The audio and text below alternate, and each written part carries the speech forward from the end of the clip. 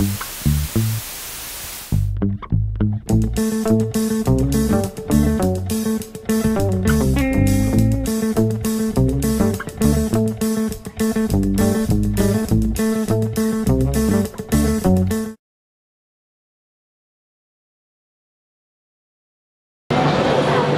nous sommes toujours au Computex pour Coco TV chez Inwin et on va découvrir les nouveautés.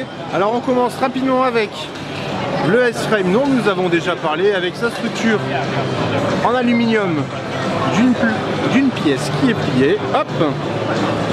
Bonjour. Bonjour. How are you? Fine, yeah. Donc avec deux panneaux en verre trempé, c'est de l'aluminium 4 mm avec un travail qui a été apporté au niveau des angles afin de les rendre les plus doux possibles. On continue avec le D-Frame Mini, ici en anodisation orange, en anodisation on va dire Bordeaux, qui rend plutôt bien, qui pourrait très bien le faire avec les nouvelles cartes mères gaming. Donc on est sur un modèle Mini ITX, malgré le format, on peut le constater avec un système de plateau en fait, un peu comme chez Lialmi où le disque dur n'a rien sur les côtés.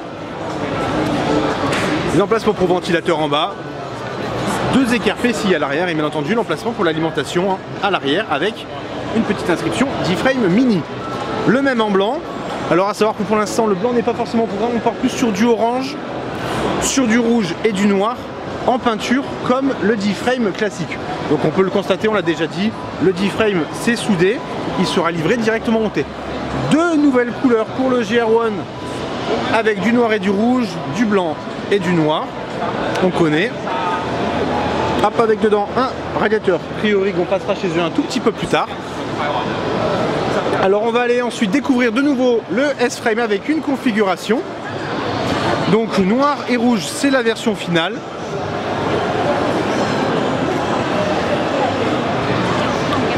Sauf que l'éclairage ne rend absolument pas. Donc avec une configuration, eh bien je suis désolé, il faudra voir sur les photos.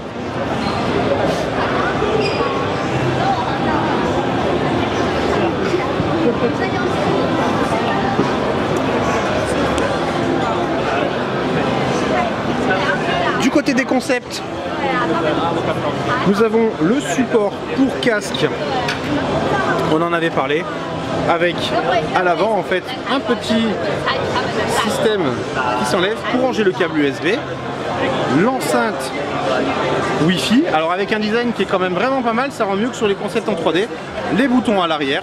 Donc là, rien de prévu pour la sortie parce que ça va dépendre du prix. Si c'est cher, forcément, ils arrêteront. Les enceintes Wi-Fi, ça reste quand même assez onéreux et au niveau du son, ils n'ont peut-être pas l'expertise demandée. Ensuite, nous avons le support pour le casque, alors qui est en fait très simple à utiliser. On tourne et voilà, on remet, on retourne et ça tient très bien. Un modèle gris avec du cuir et il y a aussi un modèle blanc ici sur le 707. Donc le 707 nous l'avons découvert lors du CES, nouvelle version. Donc ce n'est pas une porte, sauf hop ici. Au CES il y avait un panneau en aluminium au-dessus de l'aération, il a sauté parce que ça faisait un peu trop pièces rapportées. À l'intérieur on n'ouvre pas, c'est le même que le GR1. Et là le 707 avec le même design, sauf que là ce n'est pas une porte, c'est directement une baie. On a fait une petite remarque, il y a seulement un port USB 3 pour deux ports USB 2, tout remplacé par de l'USB 3, éventuellement seulement deux. Donc le châssis c'est un GT1. Ensuite,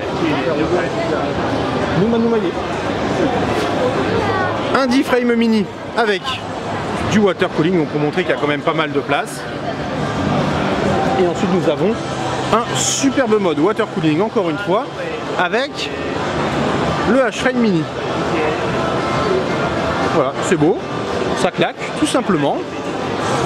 Alors il a été un peu agrandi quand même, un peu comme on peut le constater, mais c'est pas mal du tout.